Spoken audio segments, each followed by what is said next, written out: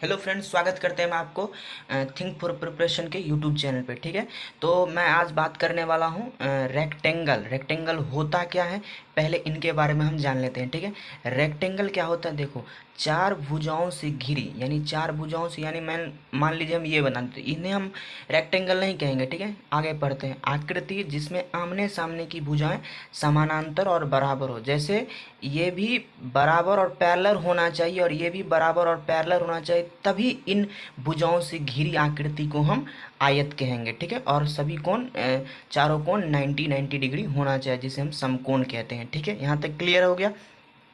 विशेषताएं इन्हें जानते हैं, मैंने आप लोग को पहले बता दिया। ये ए बी पैरेलल होगा सी डी की और बराबर भी होगा। ठीक है, ये बी सी पैरेलल होगा ए डी के और अब बी सी बराबर भी होगा ए डी के, यानी ये 4 सेंटीमीटर है तो ये तो भी 4 सेंटीमीटर होगा, और ये अगर 6 सेंटीमीटर है तो ये भी 6 सेंटीमीटर होगा।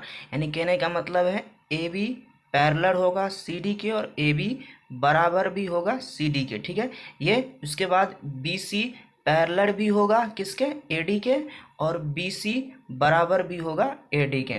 ठीक है, यहाँ तक क्लियर है।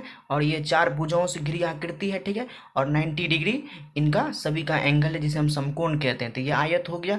ठीक है, विशेषताएं भी हम देख लिए, अब इनसे रिलेटेड हम सूत्र देख लेते हैं। ठीक है, सूत्र क्या है इनका, आयत का क्षेत्रफल। आयत का क्षेत्रफल होता है लंबाई इंटू चौड़ाई, यानी लंबाई गुना चौड़ाई। जैसे ये हम आयत मान लेते हैं। ठीक है, तो ये लेंथ हो गया, ये ब्रीथ, यानी ये लंबाई और चौड़ाई, इन दोनों का गुणनफल इसका क्षेत्रफल हो गया। ठीक है, इनका परिमाप यानी पेरीमीटर किसे कहते हैं, यहाँ से पकड़ो, पेरीमीटर सभी भुजाओं का माप होता है।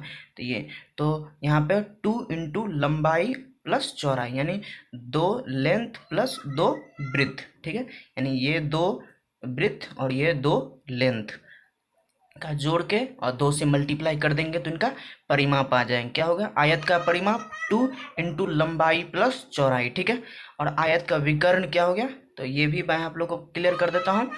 आयत का विकर्ण देखिए, ये तो ये हो गया आयत का विकर्ण। तो इन्हें हम क्या कहते हैं, ए बी सी और डी। तो ए सी विकर्ण हो गया और डी भी विकर्ण हो गया। तो ये भी बात जान लो कि ए सी बराबर होगा और बी डी के। ठीक है, ये दोनों विकर्ण हो गया, ये दोनों बराबर हो जाएंगे। ठीक है, आयत का विकर्ण रूट अंडर लंबाई स्क्वायर प्लस चौड़ाई स्क्वायर, रूट अंडर लंबाई स्क्वायर प्लस चौड़ाई स्क्वायर। ठीक है, अगर आप लोग को अच्छा लगा है वीडियो तो प्लीज़ वीडियो को शेयर एवं सब्सक्राइब लाइक कर दें।